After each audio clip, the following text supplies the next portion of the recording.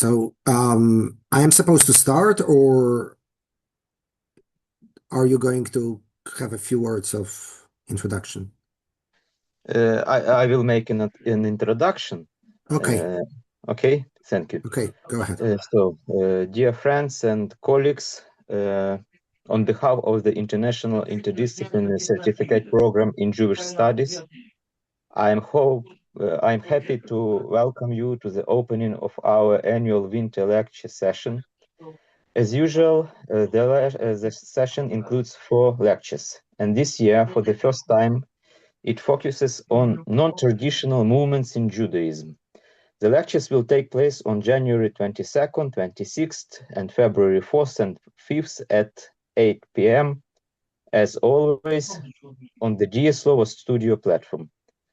Today, I, Eugene Levinson, Executive Director of the Certificate Program in Jewish Studies, will be moderating this lecture. Joining me in the studio is Olena Zaslavska, the program's Administrative Director. Please note that we have live translation from English to Ukrainian available. If you want to listen to the Ukrainian translation, select Spanish by clicking on Spanish window. You will hear the Ukrainian translation. If you want to hear the lecture in the original, do not connect the translation function. Many thanks to our translator Irina Vygodyanska for her cooperation. During the lecture, all microphones except the speakers must be muted. Please write your questions in the chat. You can ask in Ukrainian. They will be translated at the end of the lecture. Now, it's my honor to introduce our today's speaker, Professor Pavlo Macheyko, Associate Professor Leonard and Helen Stulman Chair in Classical Jewish Religion, Thought and Culture. From 2005 to 2017, he taught at the Hebrew University in Jerusalem. His book about the Frankist movement, The Mixed Multitude, was published in 2011. Currently, he is working on a new biography of Sabbataya Цві. Dear Professor Macheyko, thank you very much for agreeing to spend the next 1 hour with us and our community and to share your insights on the fascinating topic of the Frankist movement. Please, the floor is yours. You're welcome. Thank you very much. Thank you very much. Thank you for the invitation. Welcome everybody. It's a great pleasure to do this. I'm very happy I can do something in Ukraine, even though I am being physically remote from you. My thoughts are going to Ukraine pretty much daily. I am going to talk about Frankism. As Evgeny mentioned, I wrote a book on the Frankists almost 15 years ago. I mean, the book appeared almost 15 years ago. It's not the subject of my current research, even though all my research for the past 25 years, more or less, have been connected to Shabbatai Tzvi, Sabbatianism, and related phenomena. Now, Frankism is usually considered an offshoot or a branch of the broader Sabbatian movement, the movement that was initiated by Shabbatai Tzvi roughly 100 years before the inception of Frankism. I do have some caveats or some qualifications regarding this definition, but I think it's a convenient point of departure, right? To start from Sabbatianism and then move on to Frankism. So essentially, what Sabbatianism was, for our purposes, was the largest messianic movement in Jewish history, excluding Christianity. In other words, if you consider Christianity a Jewish messianic movement, then you can make a an argument that Christianity was larger and more important than the movement around Shabbatai Tzvi, and that Jesus of Nazareth was the most prominent and important Messiah claimant in Jewish history. If you put Christianity aside, Shabbatai Tzvi is by far the most important Messiah claimant in Jewish history from antiquity till today. Now, what does it mean that he was the most important Messiah claimant? You see, in some sense, you can think about Jewish history as a history of messianism, right? In other words, every few years, somewhere there is someone who pronounced themselves a Messiah or is considered a Messiah by a group of his followers. Now, some of such cases are obvious non-starters. Those people are obvious charlatans, obvious frauds. Some other people, some other Messiah claimants are fascinating in themselves, very relevant for their local communities, but have relatively little impact on Judaism as a whole. Right? In other words, in the Middle Ages, you have a messianic movement in Yemen, which is extremely relevant for the Yemenite Jews, but makes no echoes in Europe until much later. In the 16th century, you have Messiah claimants in Italy, which are extremely relevant for their communities, but the Ashkenazi communities in Eastern Europe are not involved in this, right? Then in the early 17th century, you have something in Lithuania, but Sephardim are not involved, and so on and so forth. Now, Shabbatai Tzvi is pretty much the only case of a Messiah claimant or a Messianic movement that affects all Jews everywhere, right? From Yemen to Morocco and from Northern Europe to the both Sephardi world and Ashkenazi world, higher strata of society and simple people, the learned and the uneducated, right? There is a moment during which the historians claim the vast majority of the Jews everywhere, it's a very brief moment, but there is a moment when the majority of the Jews everywhere believe that Shabbatai Tzvi is the true Messiah. Now, this movement, the Sabbatian movement, erupts as a big movement, erupts in 1665. Shabbatai Tzvi made messianic claims earlier, but the movement doesn't take off until 1665. In 1660 and 1666, it comes to an abrupt end when Shabbatai Tzvi meets Sultan Mehmed IV, right? He himself is active in the Ottoman Empire, so he's brought before Sultan Mehmed IV, and he converts to Islam, right? So the movement spectacularly collapses when the Jewish Messiah becomes a Muslim. Now, this wouldn't be very surprising in itself, but what's fascinating is the fact that the movement doesn't die down with the conversion of the Messiah. In other words, what happens, right, is that those crowds of Jews, right, those large number of the Jews who believed that Shabbatai Tzvi was the true Messiah, basically renounce their belief the minute he converts, right? This is proof that he's not the real Messiah, he's false Messiah, we made a mistake, we have to atone for our error, and we return to the mainstream Judaism. But there is a group of his followers who believe that Shabbatai Tzvi is the true Messiah, despite the fact that he converted to Islam, right? And reinterprets the conversion as a part of his messianic mission.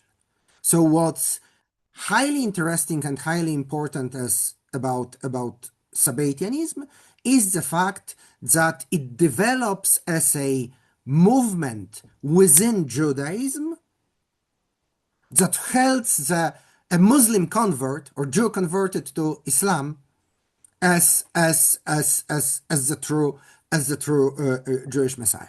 And in such form, right, Sabbatianism exists at least till sometime in the 19th century.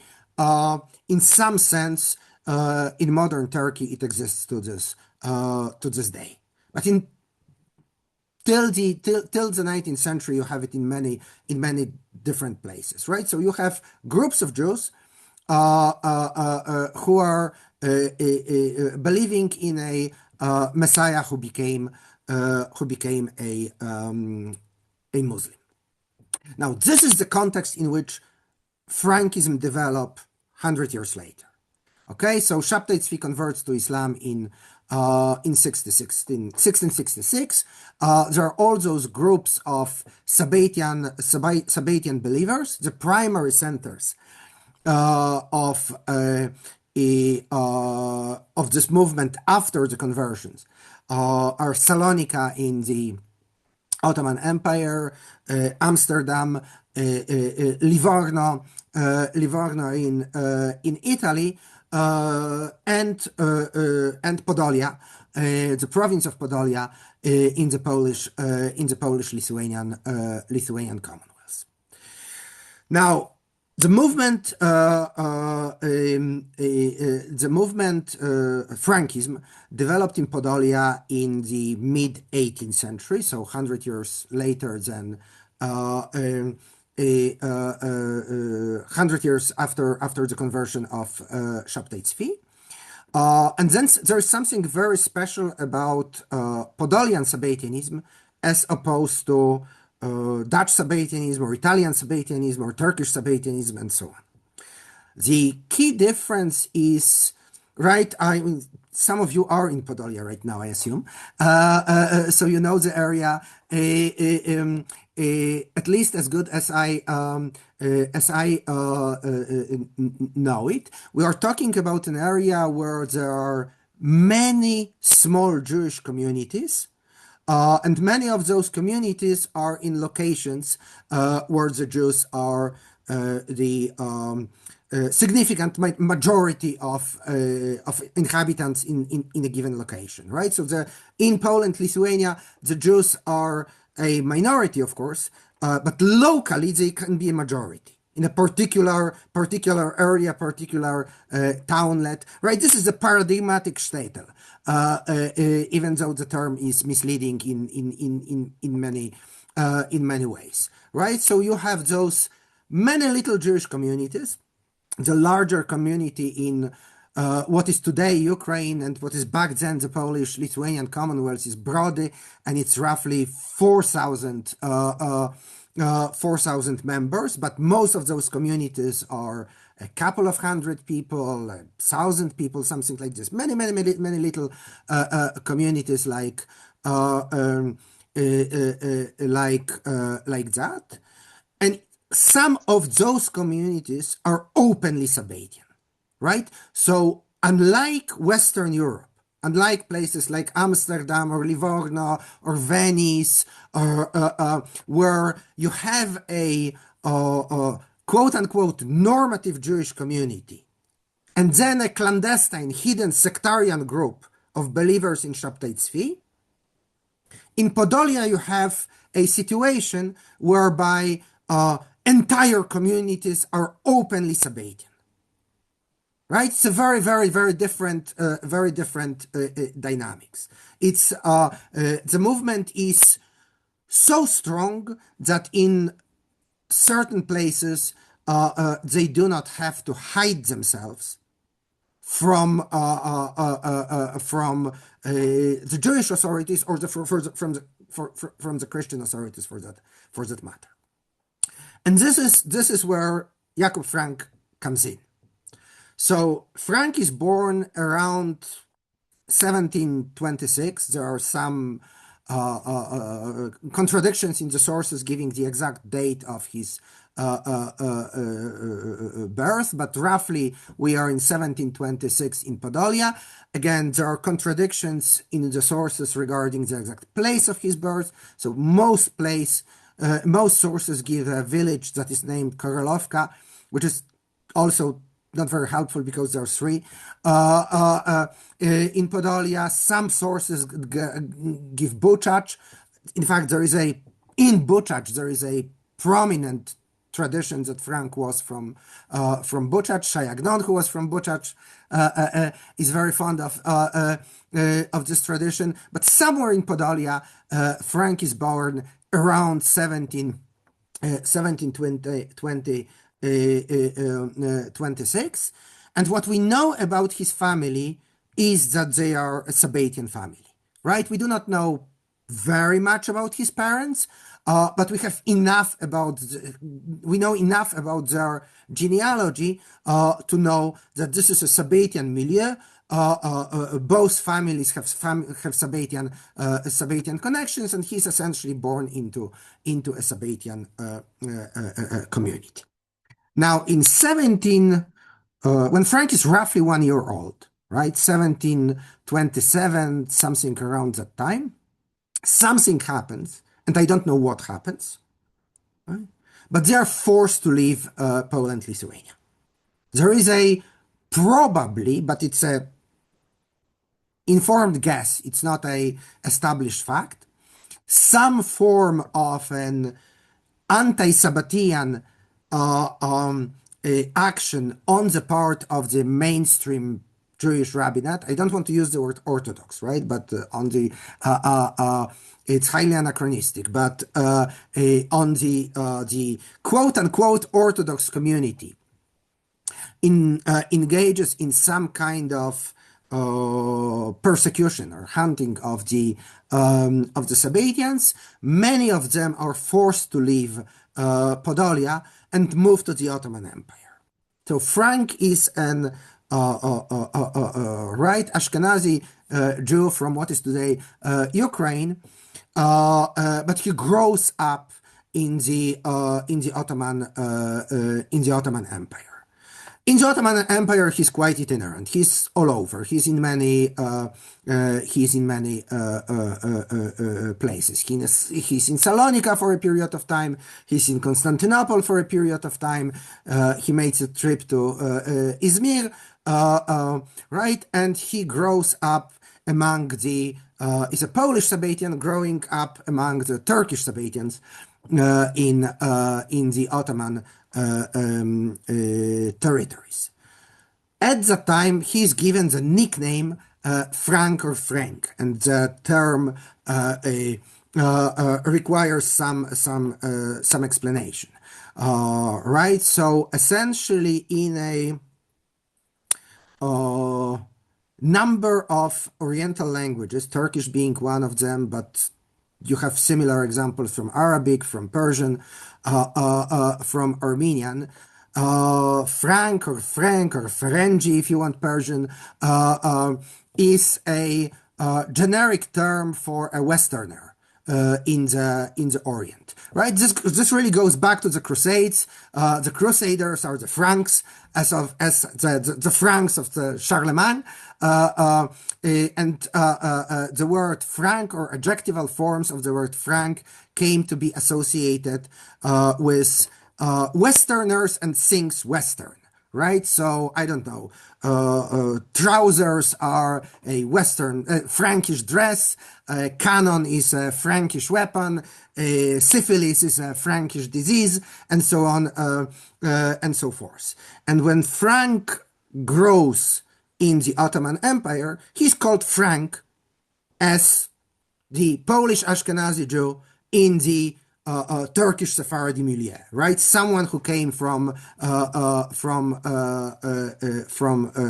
West. This is how he comes to be called Frank, and this is the Frank or Frank in early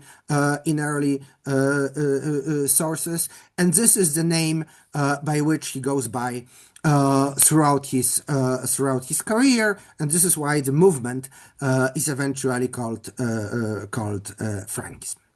So Frank grows up in Turkey, right?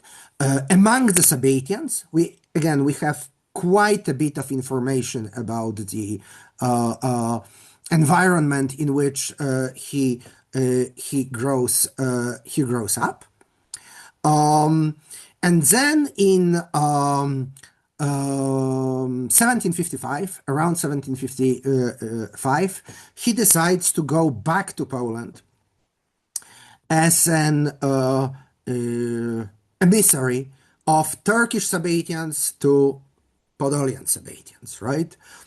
So he moves back to Poland, Lithuania, claiming that he's bringing the teachings of the Turkish Sabbatians, of Salonika Sabbatians, from the source to their brethren in Podolia, and he begins developing a following there. Again, this is the very early stage of Frankism. We have very few sources that discuss it, so everything is a little foggy. But what we do know is that he has a very charismatic personality. He's attracting many people, and is attracting some kind of new messianic movement is building around Frank. Now, and by the way, I will not go deeper into that. At this stage, he is, as I said, he's very charismatic and clearly very important, but he's not the only one, right? There are other competitors to the leadership of the Podolian Sabbatianism, right? Again, we are talking about those messianic movements as if they were homogeneous.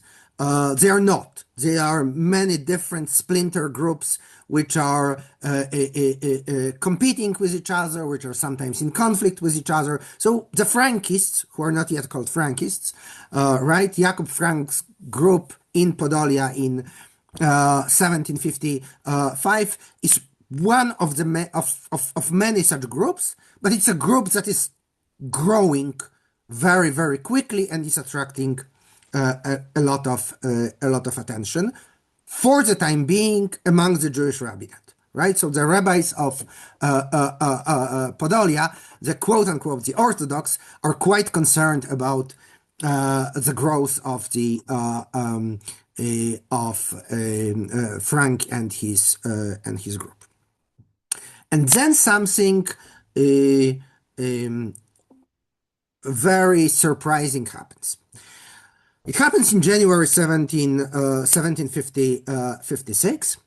Jakub Frank and a group of his followers are conducting a secret religious ceremony in a village called Landskorun. This is on the Zbruch River, so it is very close to the Ottoman border. This happens during the night, and we actually have quite a bit of sources describing what happened there.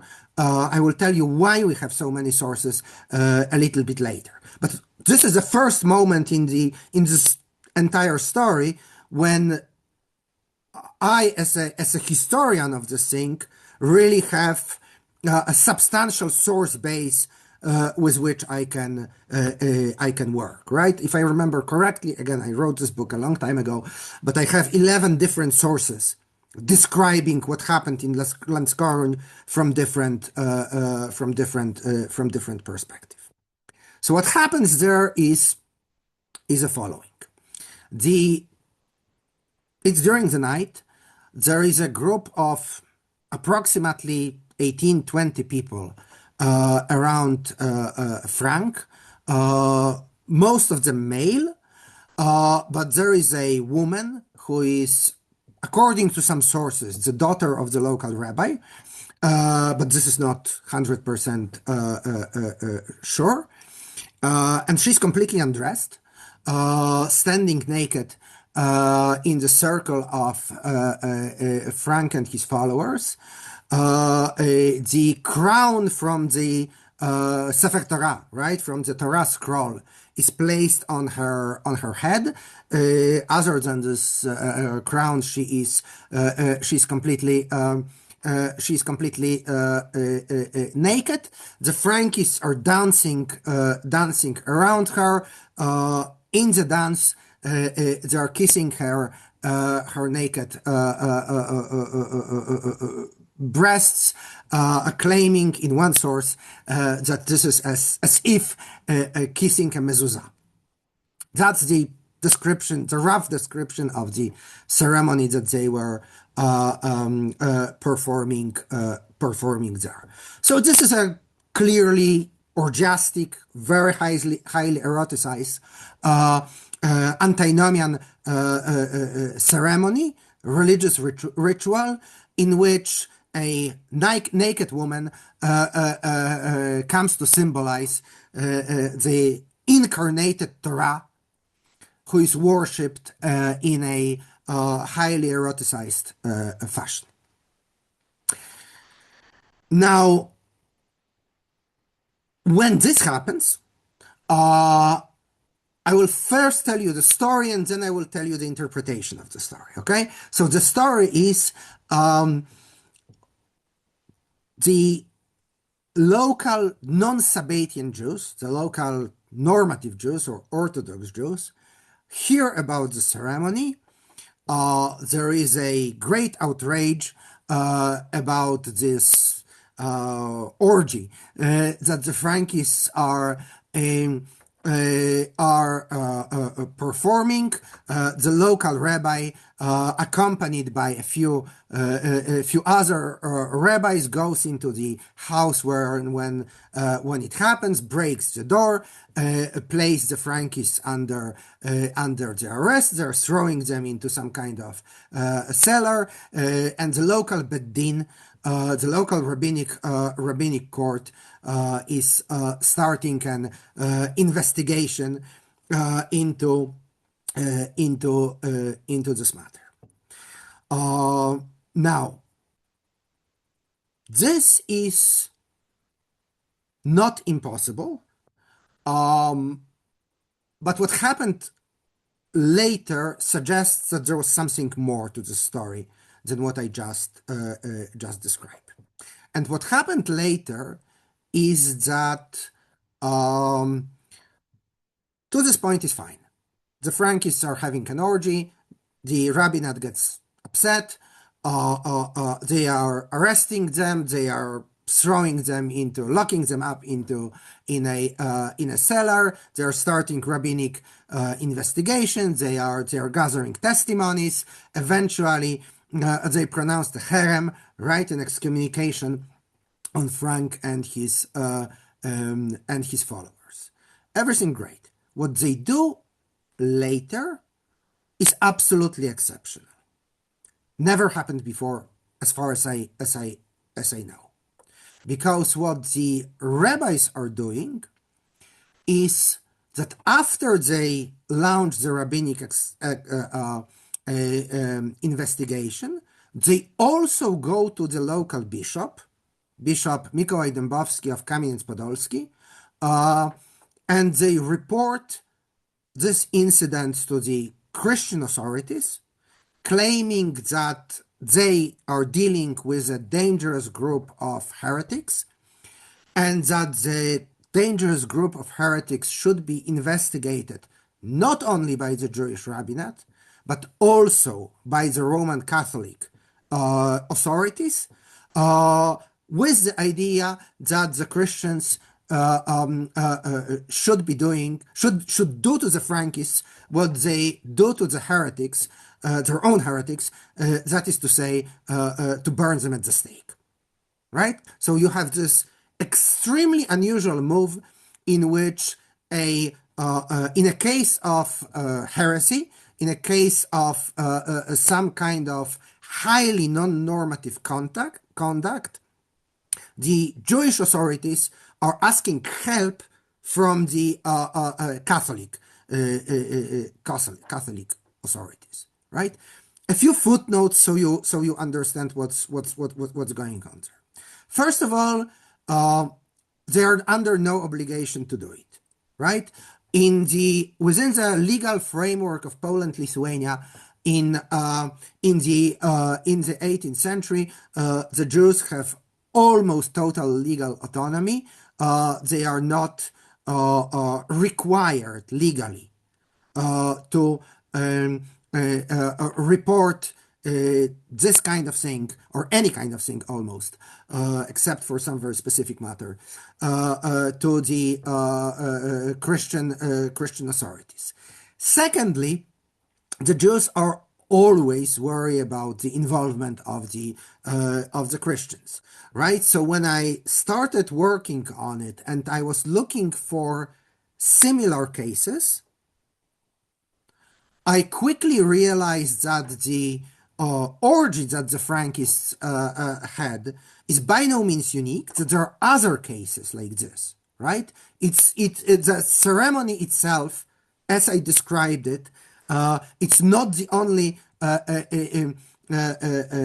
time when the Jews had some kind of orgiastic party which was simultaneously a religious ritual, but this is the only case, right, when the Jews decided, okay, we have to involve the Christians. This is the first moment when it begins truly unique, and it was a great puzzle, right? Why to bring on ourselves the bishop of Kam'янець, of whom they know that he's definitely not friendly towards the Jews, right? Okay, so I started exploring more and more about the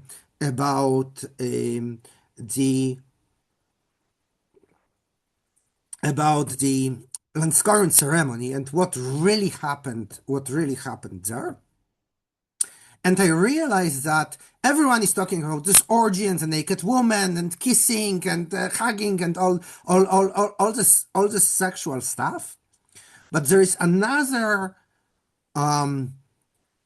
line of evidence which is much more subtler and which is much more hidden in the sources, that points to the fact that the ritual that they performed heavily involved Christian symbolism, right? So there's one source that says that while they were dancing around that lady, they had crosses or crucifixes on their breasts, and that in addition to kissing her, they were actually also kissing a crucifix. There's another source is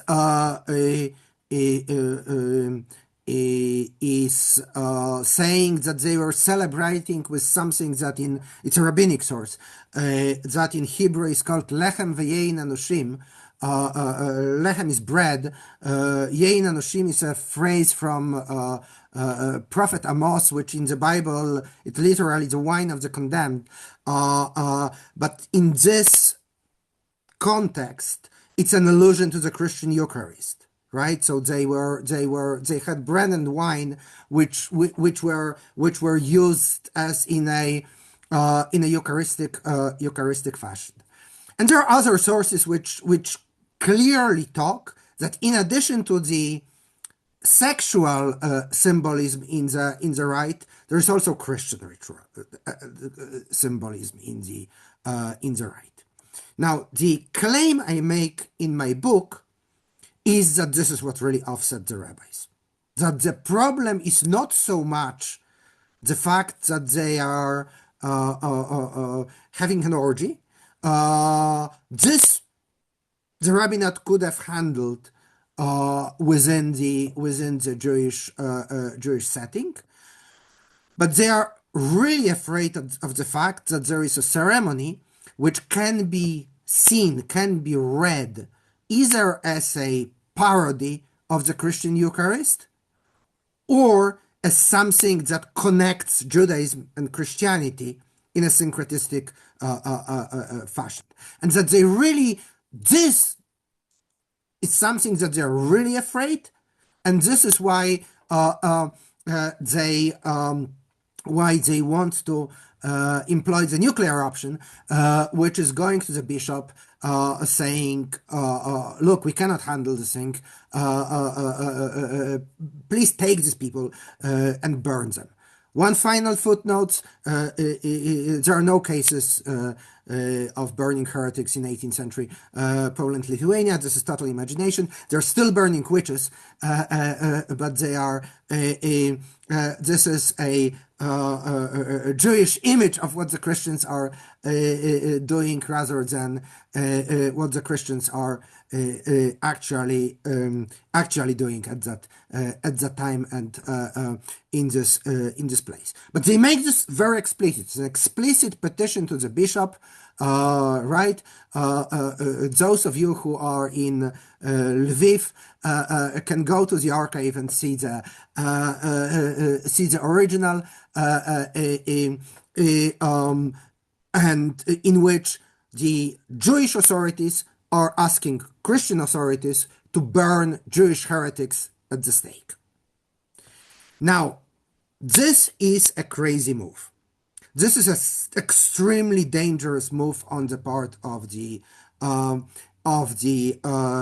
rabbis, because they are essentially giving up their legal autonomy and are inviting the church to get involved in the internal Jewish affairs, which is why 2 weeks after they make this petition to the bishop, they're trying to backtrack. They are saying, well, actually, please forget what we just did.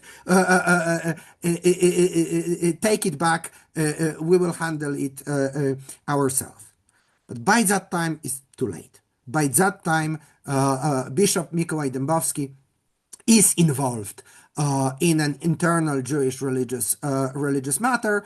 Is Frank, who is right sitting in a basement of a house in Landskarven, is brought to Kam'янець for the investigation at the bishop's court, and the bishop is going to investigate something that is a case of an internal Jewish heresy. Now, another footnote. On the paper, the canon law does give him the authority to give it, to do it, right? Not the Polish law, but not the, on paper, canon law give Christian authorities, Christian ecclesiastical authorities, right? Christian church authorities, the right to investigate internal heresy among non-Christians.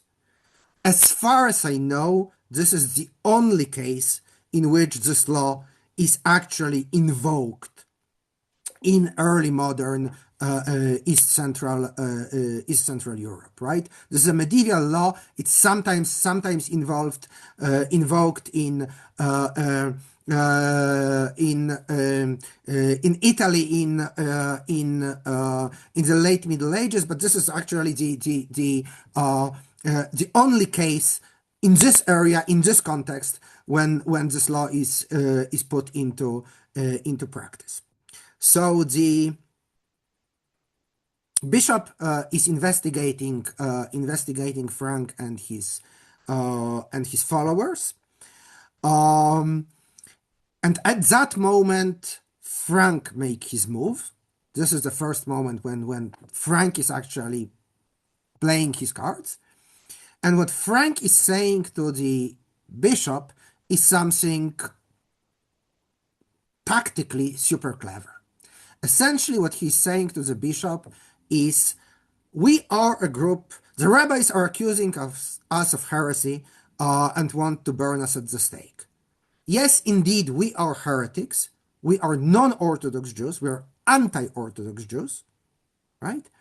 And we are being persecuted by the rabbinate because our version of Judaism is closer to Christianity than normative Judaism, right? So he's not saying we are Christians, or he's not saying we want to convert to Christianity.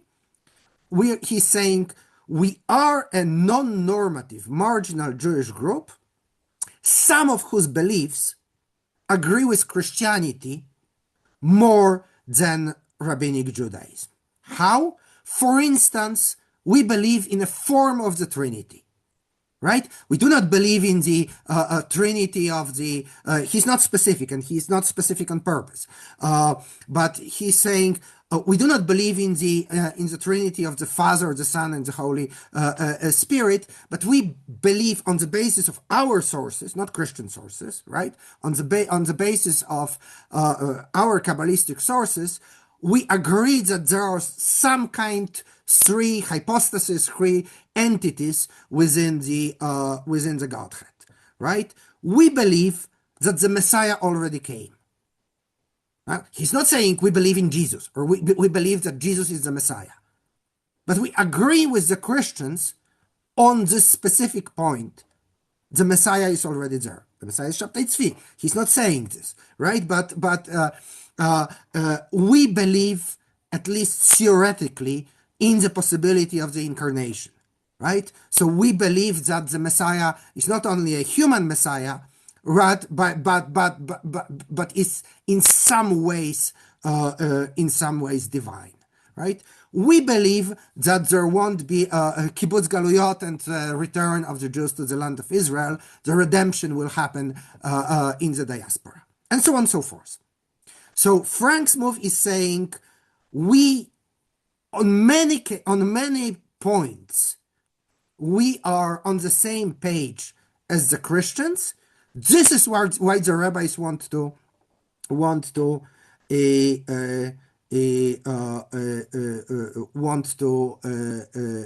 burn us.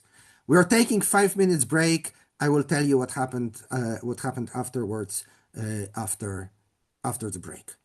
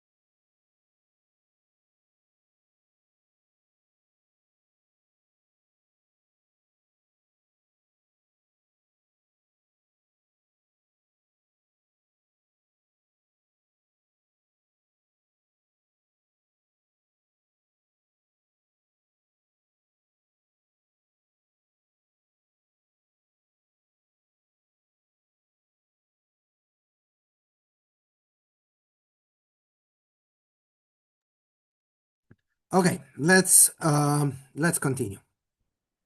So it's Frank before Bishop Dębowski in Kam'янці-Подільський, and the bishop, whether he really believes Frank or he likes it for strategic reasons, I don't know. But he fully accepts this line of argument, and calls for a public disputation between representatives of Frank's group and the rabbis of Podolia. Now, this is not like Barcelona, right? This is not like medieval disputations between Jews and Christians. This is a disputation between two groups of Jews before a Christian judge, arguing which version of Judaism is more legitimate or more appropriate from the Christian perspective, right? The idea is that there is a Talmudic Judaism of the rabbis, and then there is an anti-Talmudic. This is the contemporary terminology. Nobody's talking about Frankist or Sabbatianism, right? The terminology at that stage is contra-Talmudisti, anti-Talmudic or counter-Talmudic Jews, and the pro-Talmudic and counter-Talmudic Jews are arguing about their respective versions of Judaism in Kam'янці-Подільський Cathedral, some of you know this place, right? The only cathedral with the minaret in this part of the world. So summer 1757, a public disputation between the Frankists and the rabbis of Podolia, and the motions for the disputations are essentially what I presented before the break, right? We believe in the Trinity, we believe in the Incarnation, we believe that the Jerusalem temple will not be rebuilt, we believe that the Messiah has already come, and so on and so forth. These are the points, and the Frankists and the rabbis are arguing for and against on the basis of the Jewish sources. At the end of the disputation, the judge, the Bishop of Kam'янець, is supposed to pronounce the verdict. Now, not surprisingly, the verdict is favorable towards the Frankists, right? So essentially what Bishop Dębowski is doing is saying the anti-Talmudic Judaism is a legitimate form of Judaism, and every Jew in Poland, Lithuania should have the right to decide whether they want to belong to a Talmudic Jewish community or an anti-Talmudic Jewish community.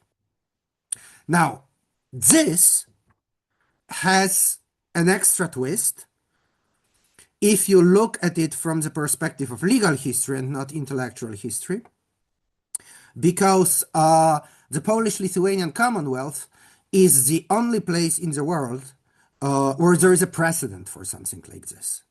And the precedents are the Karaites. Are the Karaites in Lithuania, who from the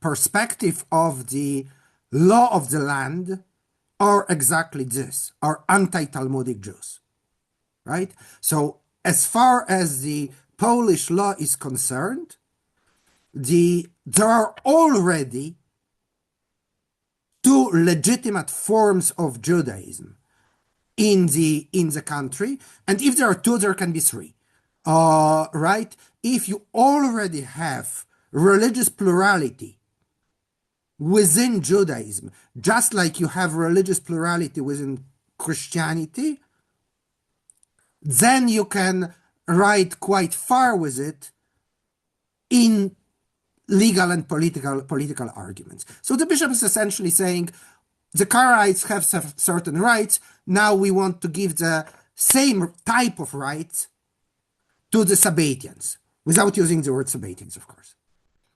Right? So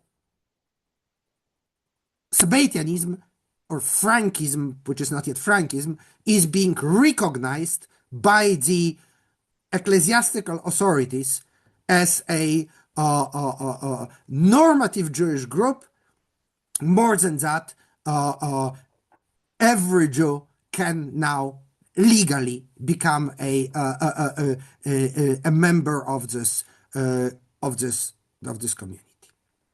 Now, from the perspective of the rabbinate, this is a complete disaster, right? This is the moment when it really becomes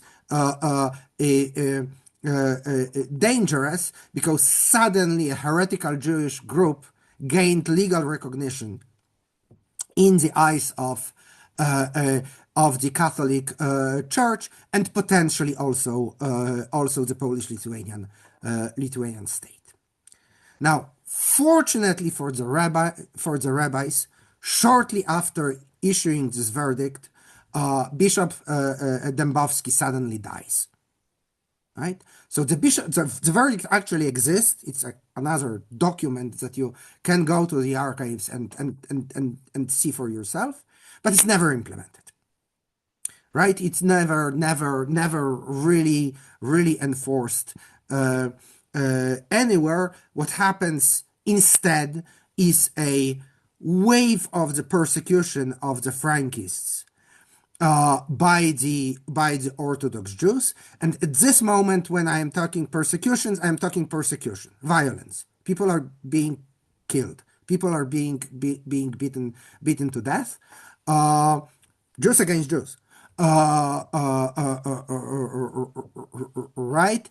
And Frank and his group escape to the Ottoman Empire.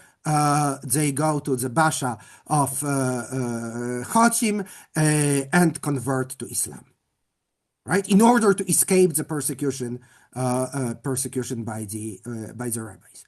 This is not a religious move. This is a purely strategic move. They are looking for safe haven in Islam. Now, ostensibly, the story ended. But the story doesn't end here.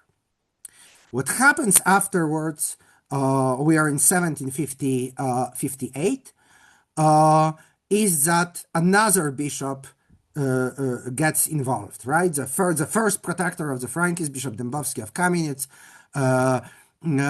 passed away. But the main character here is Bishop Kajetan Sotyk, who at that time is the Bishop of Kiev, and he becomes the new patron of Frank and his group. Now, this needs a little bit of a background, and the background for that one is a wave of ritual murder accusations that happened in Poland at that time.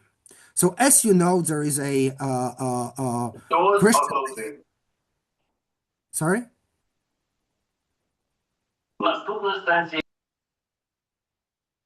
Okay, I continue for the time being. As you know, there is a Christian myth that the Jews use blood of Christian children for ritual purposes.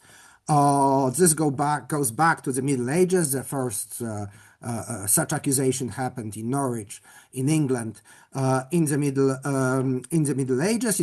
The whole dynamics of the blood libel has its own story, and I'm not going to get into it today. What is relevant for us today is the fact that there are a few such accusations in Poland in the mid 18th century, and Bishop Sotyk is involved into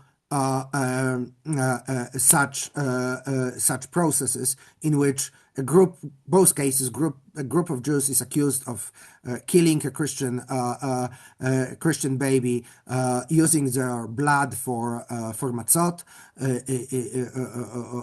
Right? They're caught, accused, tortured, executed. And the problem Sotik has is that nobody really believes him.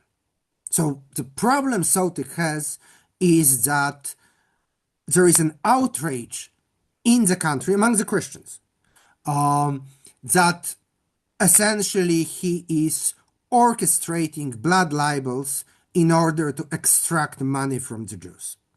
Right? So by orchestrating those trials, Sotik is getting himself into trouble, and his way out of the trouble is to find evidence that the blood libel is indeed true. And the evidence is produced by the Frankists.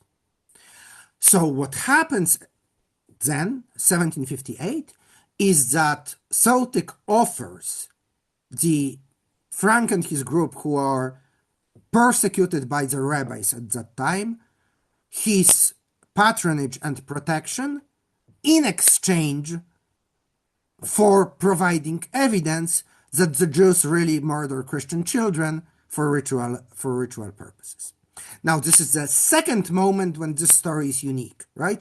The first one is the rabbinate going to the church saying, okay, we have a heretical group, please burn them. The second moment is when the blood libel, right, the arguably most malicious accusation, Christian accusation against the Jews, is used as a weapon in an internal Jewish conflict, right? So what happens is that the Frankists are coming back from Turkey to Poland. They are under the patronage of another bishop, and are saying we can demonstrate on the basis of canonical Jewish sources, the Talmud, Shulchan Aruch, other rabbinic writings, not only that the Jews are indeed murdering Christian children, but the use of Christian blood for religious purposes is a religious commandment in Judaism, right? So it's a much stronger claim. It's not only saying in this particular location, a particular group of Jews killed a Christian.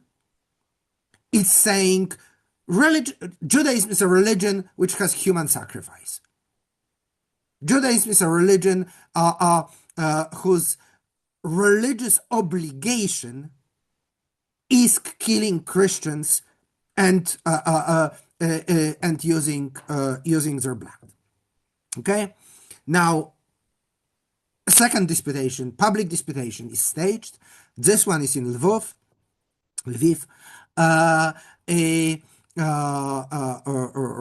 Right, it takes place in the Lviv Cathedral in 1759. Some of the points for the disputations are the repetition of the points from the Kam'янецький disputation, but some other points, the most important point really, is the point about the blood libel. Right, is essentially saying the exact formulation. It's not the exact formulation, but the close paraphrase is Judaism teaches that the Jews are obliged to use Christian blood. And the Frankists are arguing in the cathedral that bringing proof texts, right, bringing quotations from the Talmud, bringing quotations from the Shutim, from the rabbinic responsa, bringing quotations from the codes of the Jewish laws, that this is indeed the case.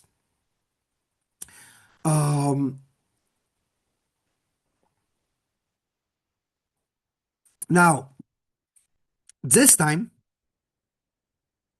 the church gets cold feet.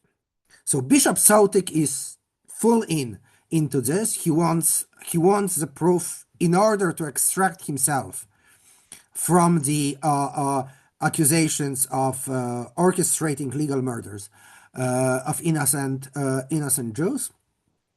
But the primate of Poland, Bishop Łubieński, and other priests, and also the papal nuncio in Warsaw, Bishop Serra, are quite reluctant to go into it to the end. Partly they are being concerned, okay, if they prove that the Jews are really Christian babies, what next? Right? We have to expel them from, like, you cannot allow the Jews to remain in Poland if they really have human sacrifice every year. They don't want this to happen, so the church backtracks and pronounce the verdict in the Lvov disputation. The verdict is, we don't know. Neither side wins. The Frankists didn't manage to convince us that the blood libel is true, but at the same time,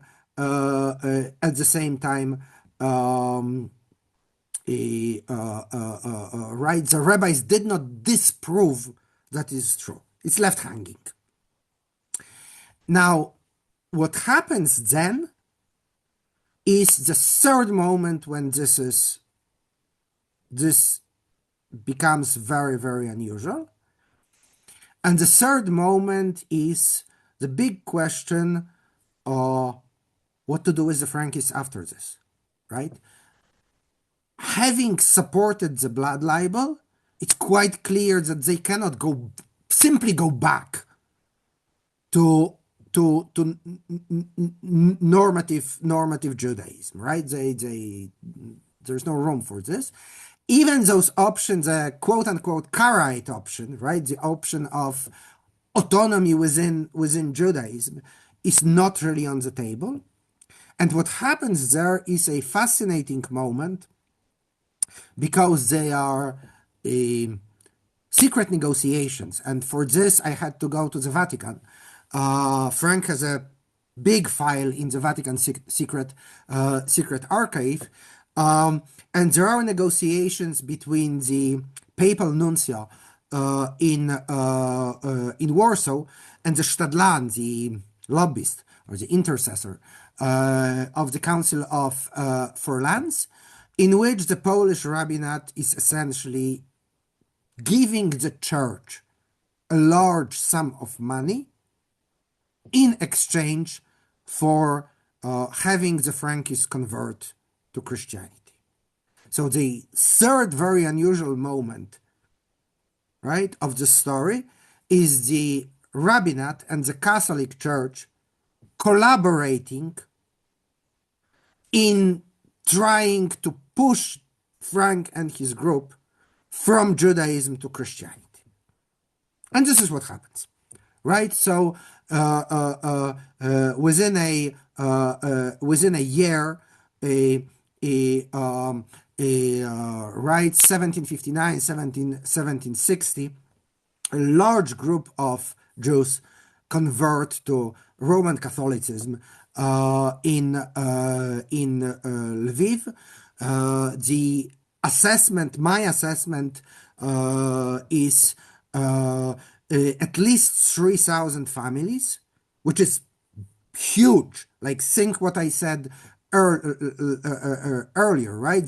The largest Jewish community in Poland, Lithuania, Brody, 4,000. Here you have 3,000, right? Most communities are in hundreds, not in thousands. So you have, like, suddenly a major Jewish community converts into Christianity under the combined pressure of the rabbinate and the Catholic clergy. Now, I will not tell you the rest of the story because we don't have time for this. I will just signal one thing, two things, right?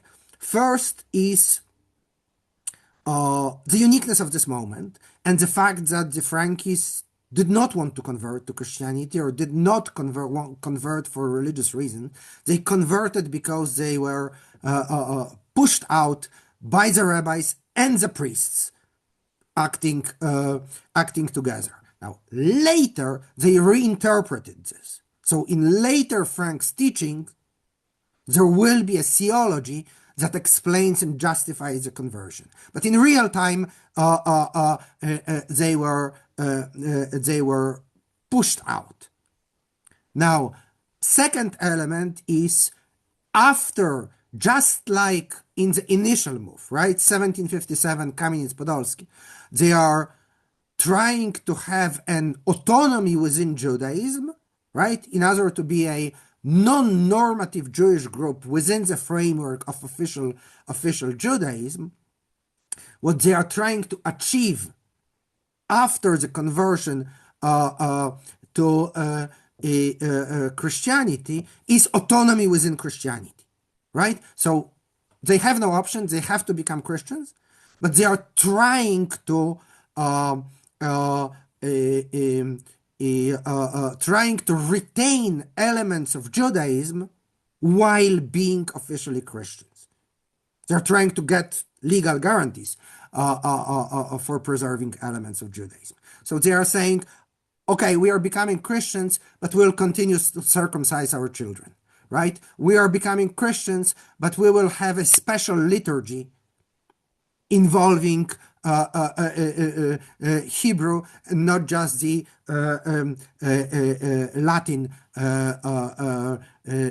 Latin liturgy, right? We'll have separate cemeteries. We won't be intermarrying with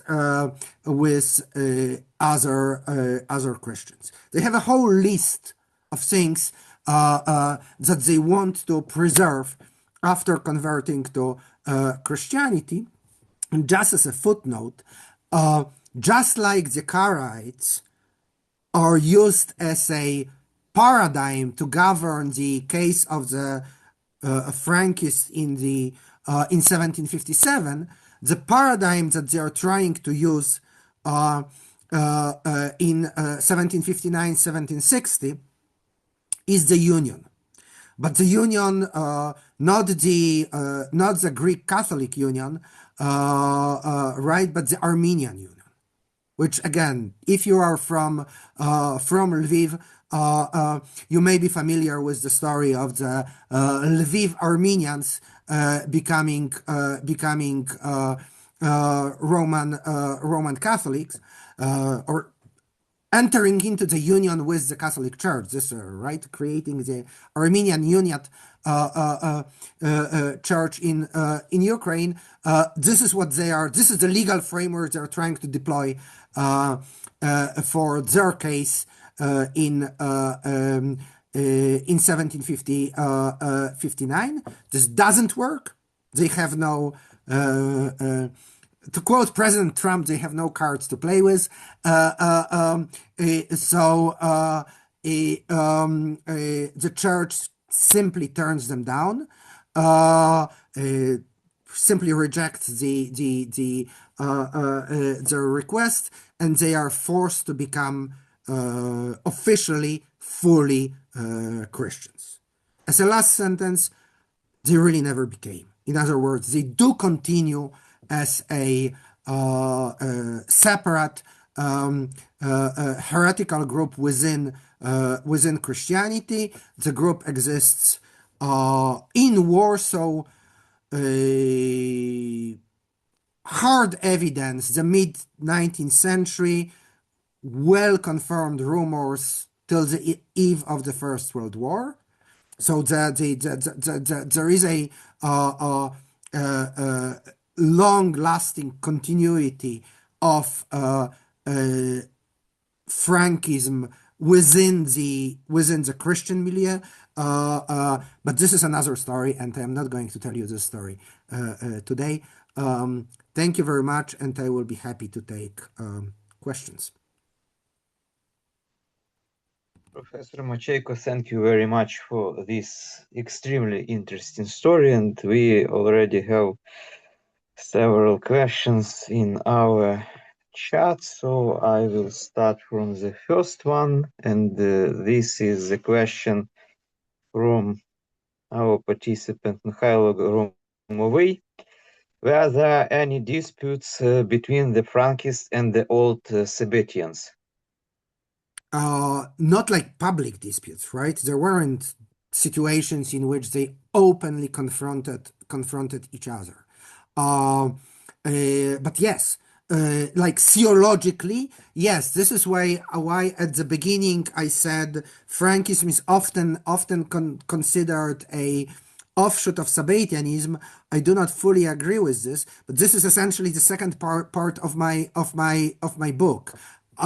One of the things I am arguing is that Frank built his own teachings, his own theology, in opposition, not so much to Orthodox Judaism, because Orthodox Judaism is no longer part of the picture, but to Shabbatai Tzvi and mainstream Sabbatianism, right? So essentially, he's very strongly arguing that Shabbatai Tzvi wasn't really fully a Messiah, completely a Messiah, that the real thing, right? The real new gospel is the Frankist gospel as opposed to Sabbatian gospel. So what I am arguing is that Frankism has a Sabbatian genealogy or Sabbatian background, but after the conversion, it's really a separate thing. Thank you. And we have one more question from Mikhailo Gromovy also. And did anyone, when faced with forced conversion, actually never turn back? If some people reconverted to Judaism, this is a question? Yes, I think so. Okay. Maybe.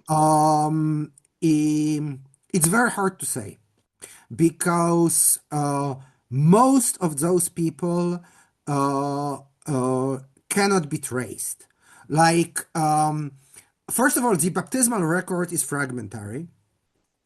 I have only the names. First of all, I have only Christian names, right? Because the record that I have are the names those people received after the baptism, right? So I have a list, and of those people, I really know what happens, right? So I said 3,000 people roughly. Of those 3,000, I really know what happened to only a relatively small number of people around Frank, right? I never tried to trace the extensive history of all the families that converted there. It may be that some of them went back to Judaism. Indeed, there are cases of Jewish converts to Christianity returning to Judaism. In most cases, they have to move to the Ottoman Empire for that, right? But there are Jews who convert to Christianity in Poland, then they decide to go back to Judaism, and then they escape to Turkey and return to Judaism there. But I don't know if such cases happened with the Frankists. None such case happened in the immediate circle of Frank, right? So Frank, his family, his closest disciples, there is no case like this. But with this larger group, I simply don't know. Just one footnote to this: later, Frank also has Jewish followers, right? So within this Frankist movement, after 1760, there are Frankists who became Christian, and there are Frankists who remained Jews. Essentially, Frankism in Bohemia and Moravia, right, in the Czech lands, is within Judaism. Thank you. So we have two questions from Victoria Sambekova. Dr. Macheyko, thank you for a very interesting lecture. My question is following. How many followers Jacob Frank had at its peak? Okay. So, I don't know. And the reason I don't know is precisely, right, the only moment when I can count them is the conversion, right? Because then I have the baptismal record. Then I essentially have books from the Lviv diocese. I can count the converts. But I know a few things. I know that the record is not complete because some of it is lost. I know that there were some Frankists who did not convert, right? Yeah, so it's certainly more than this number of converts, but I don't really know how many more. And I also don't know how many, other than this brief moment of conversion, I cannot say how many people stayed in the movement, right? Many of them might have got disappointed with Frank and left afterwards. I just don't know. Like I have no sources that would allow me to count. When Frank rebuilds his court in the 1770s, at that point, I'm not going to tell the story, but after the first partition of Poland, he leaves Poland, goes to Moravia, goes to Brno, and at his court in Brno, he has a couple of hundred followers, right? But again, then there are people coming and going. There are people. It's very, very difficult to count. Like, if the conversion is the peak, it's 3,000 plus.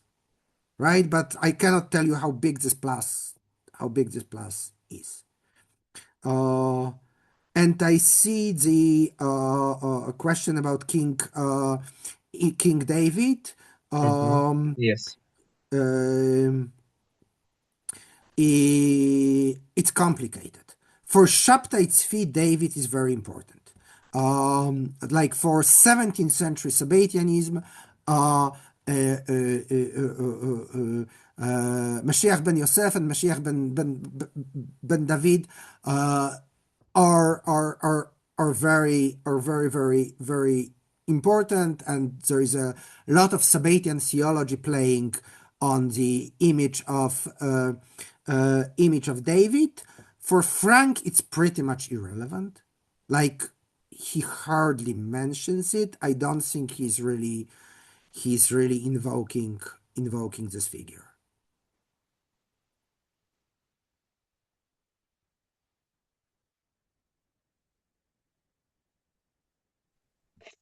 So I will translate the next question from Oleg Duch. I'm familiar with the article by Irina Yezerska. It lists the baptized Frankists in Lviv. There are only 500 people in the registry book of the Roman Catholic Cathedral in Lviv, but you're talking about 3,000 families. Yes, correct. No, I'm not familiar with this article. It must again. I wrote the book. 11 years ago, and I haven't been following this. But the baptismal record is obviously incomplete. And it's incomplete in several ways. First of all, I know some, from other sources, I know some names of some very prominent Frankists, including Frank's immediate family. So in this 500 names, right? I know for certain that the entire family of Frank converted because I know exactly what happened with them after the conversion. I have the entire story, and some of them are not in the record, right? So I know for sure that there are some names, missing. There are some very prominent Frankists of whom I know for certain that they converted. but they are not in the record. Secondly, it's a wave of conversions in different places. In fact, in 3 different dioceses. Right? This record is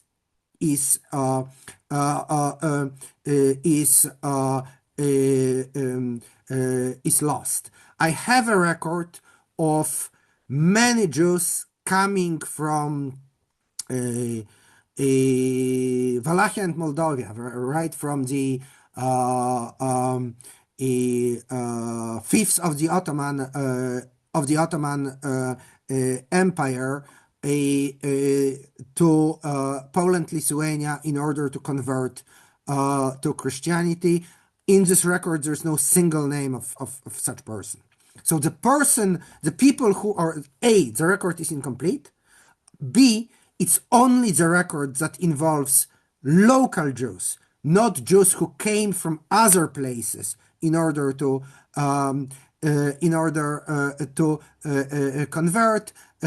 C, it's not only Lviv, right? It's also other places. Some people convert in Zamość, some people convert in. It's a wave of conversions that lasts roughly a year and a half. The entire argument is in my book, but I do make an argument there why I think it's roughly 3,000, but I don't know the specific article. So we have 2 more questions, and the translation already in chat. Did the attitude of the Orthodox Jewish community towards the movement change over time? This one is from Ilona, from city of Dnipro. So after the conversion of the Frankists, the Jews pretty much lost interest in them, right? When the Frankists become Christians, as far as the mainstream Jewish community is concerned, the story ended. So there is no evidence whatsoever.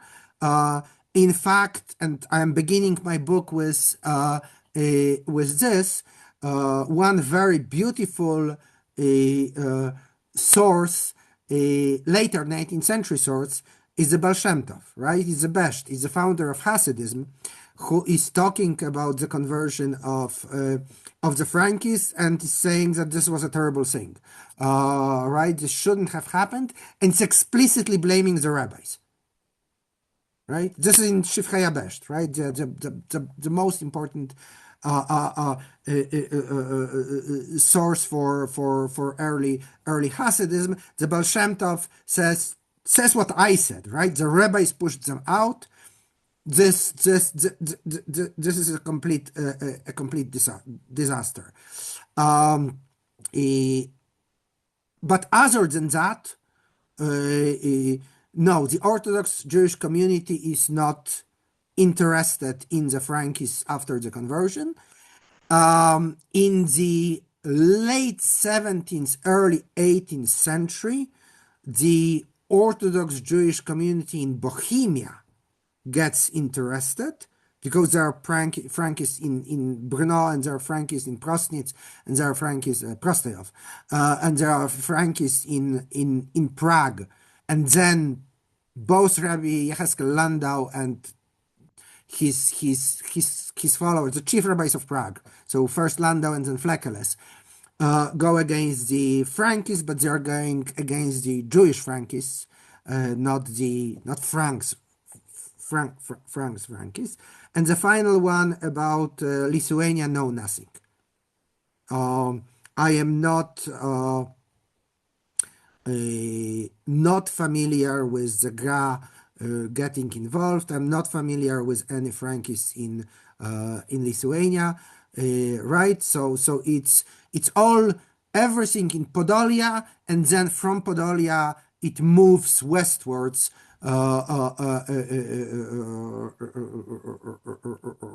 Right, so the biggest community of the Frankists in the second half of the 18th and then the 19th century is Warsaw. They essentially moved to certain central Poland. What there is, since you mentioned the gra, is that the example of the Frankists is used in Maskilic anti-Hasidic polemics, right? But these are not real Frankists. These are not followers of Frank, right? These are Jews saying, "Oh, the Hasidim are like the Frankists," right? The group with which we are dealing is somehow, the danger with we are dealing is somehow similar to the dangers we were dealing 50 years earlier. But it's a parallel. It's not a direct link.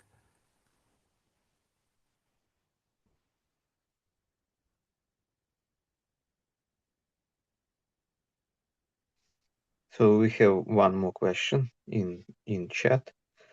Do you know anything about the context of Katarzyna Kosakowska, nie Potocka, the owner of Stanislavov, now Ivano-Frankivsk, with Yes. Jacob Frank? Yes, I do.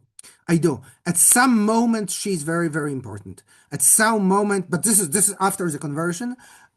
This is after the conversion. She becomes a protectoress of the Frankists in Poland. For a moment, they are settled in her estates near Lublin.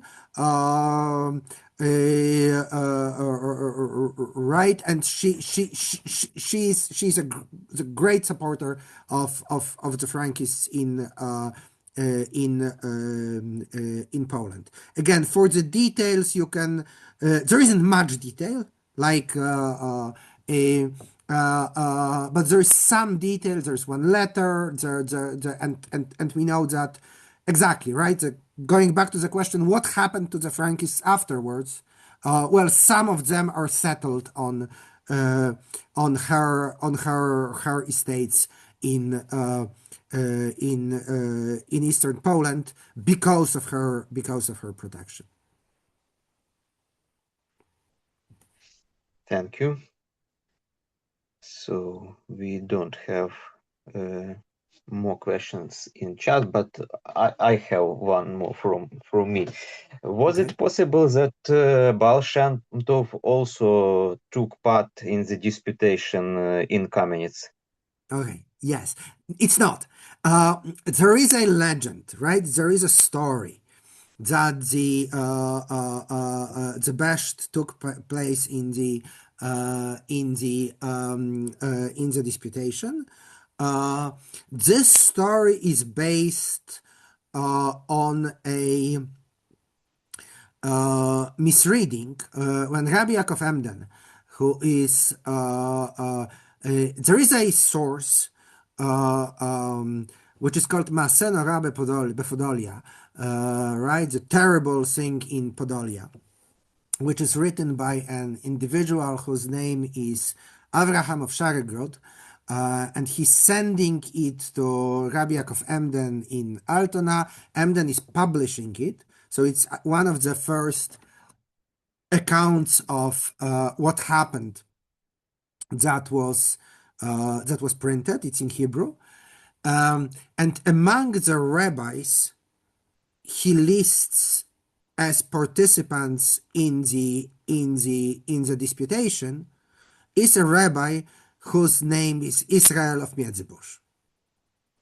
Now, later, the Hasidim and some anti-Hasidim made a connection, claiming that Rabbi Israel of Miedzybush, who took part in the disputation, is the best, but he isn't. It's just a confusion of names, right? Which after this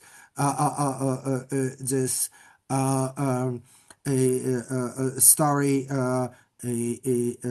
was published, was taken over by the Hasidim. It's a different person.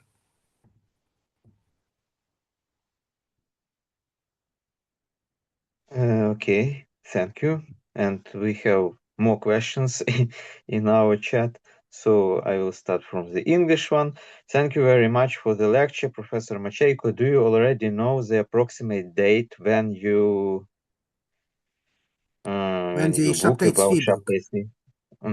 Well, Yeah, looking yeah. forward to it. First, I have to write it. I mean, I am contractually obliged to finish by the end of this year. So by the end of 2026, I have to send the manuscript to the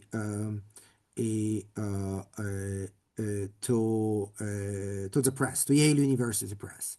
Then they probably take approximately, from my earlier experience, American university presses take approximately a year. So we are talking end of 2027-ish.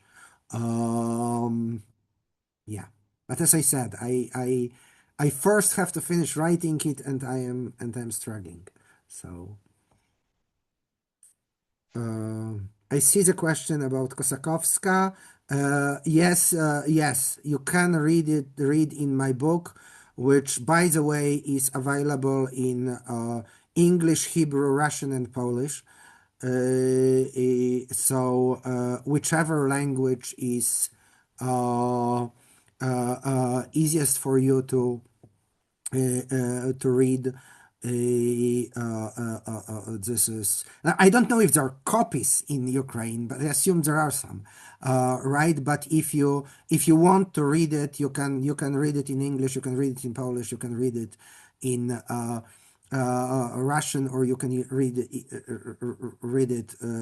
in Hebrew. Maybe one day someone will translate it into Ukrainian, but. And as I said, there isn't much on Kosakowska. So there is. She actually has a memoir. If you read Polish, she has a memoir which was published. I no longer remember, in the late 19th century. One of Polish historians published the memoir, and there are a few manuscript sources that I am quoting, but there isn't much on that.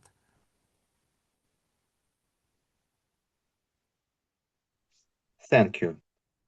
Thank you very much. And I don't. So, no, we have already one more. Petro Gavrilyshin, he want to have electronic version, I don't have digital an version. electronic version. I don't have an electronic So version, but I think you can at least the English, you can download it from the Russian website that everyone uses. So if you have nothing against electronic internet piracy, you can easily find the PDF on the web of the English. The other ones I don't really know. Thank you for that information. So I think that that's all about questions, and I want to thank you once again about this incredible lecture, incredible story. That was a great honor that you provide for us, for our community.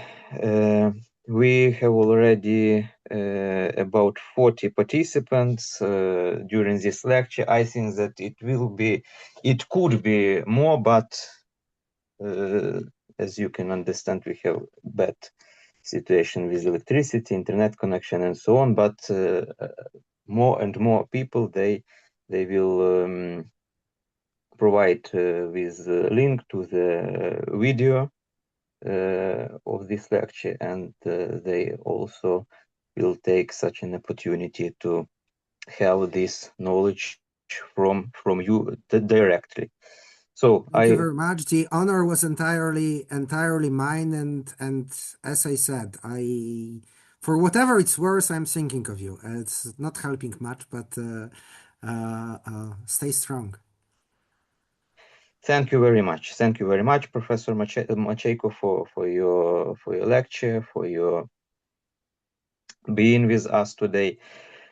And for our Ukrainian participants, я хочу нагадати, що наступна наша зустріч відбудеться за тиждень, наступного четверга, о тій же годині, 8 вечора, 26 уже січня. Ну і традиційно хочу всім побажати спокійної ночі без сирен. Goodbye. Thank you. Спокійної ночі.